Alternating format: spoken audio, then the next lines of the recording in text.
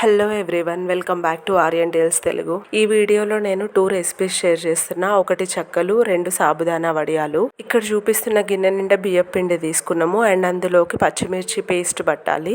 ఏదైతే గిన్నెలో బియ్యం పిండి తీసుకున్నామో అదే గిన్నెలో 3/4 గిన్నె వాటర్ తీసుకుంటాం బియ్యం పిండిని కలుపుకోవడానికి. అండ్ ఇంక ఇప్పుడు గిన్నెలోకి 1 టేబుల్ స్పూన్ ఆఫ్ ఆయిల్, పచ్చిమిర్చి పేస్ట్, కరివేపాకు, అల్లం పేస్ట్ ఇవి 3 వేసి మంచిగా ఫ్రై అవ్వనివ్వాలి. అవి ఫ్రై అయిన తర్వాత మనం రెడీగా పెట్టుకున్న వాటర్ని ఈ పేస్ట్లోకి యాడ్ చేయాలి.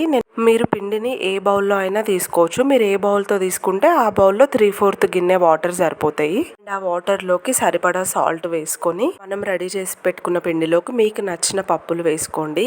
మేము యాడ్ చేసింది శనగపప్పు, పెసరపప్పు, జీలకర్ర, వాము అండ్ నువ్వులు. అండ్ ఇందులో మేము 1 స్పూన్ ఆఫ్ నెయ్యి కూడా యాడ్ చేసినాము. కొంతమంది ఇందులోకి పీనట్స్ కూడా యాడ్ చేస్తారు, రోస్ట్ చేసిన పీనట్స్.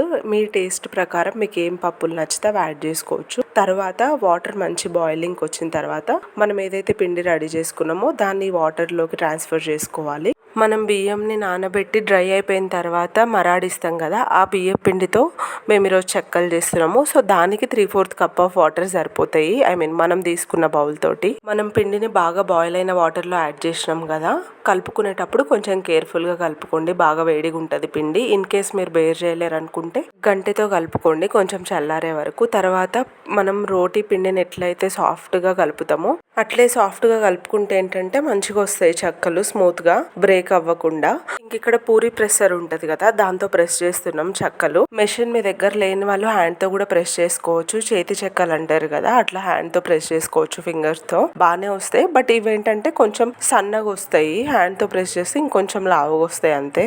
యూజువల్గా స్నాక్స్ లాగా తింటారు కదా వీటిని. నేను మాత్రం రైస్లో అంచుకు పెట్టుకొని తింటాం, ఎస్పెషల్గా పప్పు ఉన్నప్పుడు. అమ్మ వాళ్ళ ఊర్లో ఉన్నప్పుడు ఇంటికి ఎవరైనా రిలేటివ్స్ వచ్చినా లేకపోతే పొలంలో పనిచేసే వాళ్ళు వచ్చినా అట్లా పండగలకి ఇస్తుంటారు కదా తినడానికి. అక్కడ ఎక్కువ క్వాంటిటీ చేయడం అలవాటు అయ్యి ఇక్కడ ఇంత తక్కువ చేయాలంటే చేసినట్టే అనిపించట్లేదు, చేతి కానలేదు అసలు అని చెప్తుంది.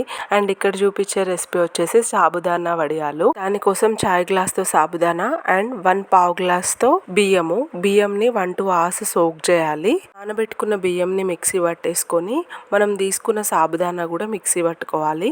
మిక్సీ పట్టుకున్న సగ్గుబియ్యం పౌడర్ని మనం వాటర్లోకి యాడ్ చేస్తాము, బాయిల్ అవుతున్న వాటర్లోకి. యాక్చువల్లీ నేను ఆ క్లిప్ మిస్ చేసిన, వాటర్లోకి యాడ్ చేసేది.